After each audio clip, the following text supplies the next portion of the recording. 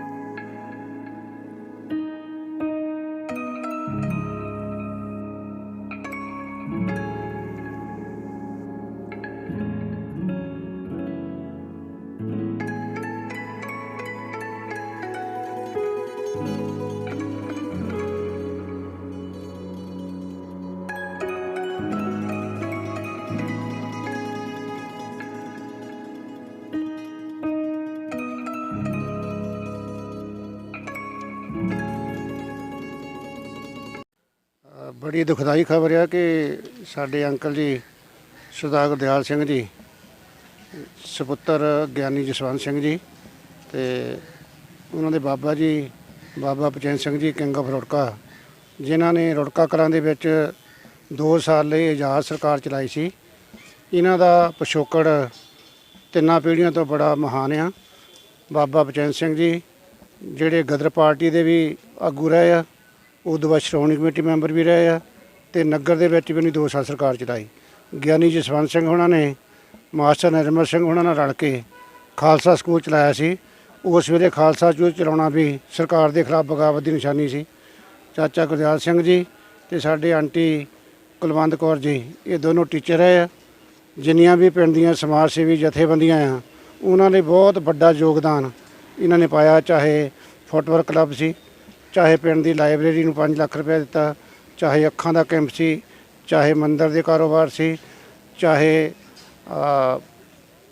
ਜਗਤਪੁਰ ਵਾਲਾ ਕਾਲਜ ਆ ਅਮਨਦੀਪ, ਉਹਦੇ ਵਾਸਤੇ ਬਹੁਤ ਵੱਡਾ ਯੋਗਦਾਨ ਪਾਇਆ। ਬੇੜਗੇ ਦੇ ਹਸਪਤਾਲ ਵਾਸਤੇ ਜਿਹੜਾ ਚੈਰਿਟੀ ਹਸਪਤਾਲ ਆ, ਉੱਥੇ ਇਹਨਾਂ ਨੇ ਤੇ ਇਹਨਾਂ ਦੇ ਭੈਣ ਜੀ ਦੇ ਪੇਕਾ ਪਰਿਵਾਰ ਨੇ ਬਹੁਤ ਵੱਡਾ ਯੋਗਦਾਨ ਪਾਇਆ। ਇਹਦਾ ਭਾਵ ਇਹ ਹੈ ਵੀ ਤਿੰਨਾਂ ਹੀ ਪੀੜ੍ਹੀਆਂ ਨੇ, ਚਾਹੇ ਉਹ ਸਿਆਸੀ ਸਰਕਲ ਹੋਵੇ, ਚਾਹੇ ਧਾਰਮਿਕ ਸਰਕਲ ਹੋਵੇ ਤੇ ਚਾਹੇ ਸਮਾਜ ਸੇਵਾ ਦਾ ਕੰਮ ਹੋਵੇ, ਉਹ 'ਚ ਬਹੁਤ ਵੱਡੇ ਯੋਗਦਾਨ ਪਾਏ ਆ। ਸਾਤੋਂ ਇੱਕ ਬਹੁਤ ਹੀ ਵੱਡੀ ਸ਼ਖਸੀਅਤ ਵਿਛੜੀ ਆ। ਅਸੀਂ ਸਾਰੇ ਨਗਰ ਨਿਵਾਸੀ, ਸਾਰੀਆਂ ਧਾਰਮਿਕ ਸੰਸਥਾਵਾਂ, ਸਾਰੀਆਂ ਸਿਆਸੀ ਸੰਸਥਾਵਾਂ ਇਸ ਉਹਨਾਂ ਦੇ ਦੁਖਦਾਈ ਵਿਛੋੜੇ 'ਤੇ ਸਾਰੇ ਪਰਿਵਾਰ ਦੇ ਦੁੱਖ ਨਾਲ ਸਾਂਝ ਪਾਉਂਦੇ ਹਾਂ। ਔਰ ਇਹ ਘਾਟਾ ਪੂਰਾ ਹੋਣ ਵਾਲਾ ਨਹੀਂ। ਅਸੀਂ ਸਾਰੇ ਨਗਰ ਨਿਵਾਸੀ ਦੁਖੀ ਹਿਰਦੇ ਨਾਲ ਸ਼ਰਧਾ ਦੇ ਫੁੱਲ ਭੇਟ ਕਰਦੇ।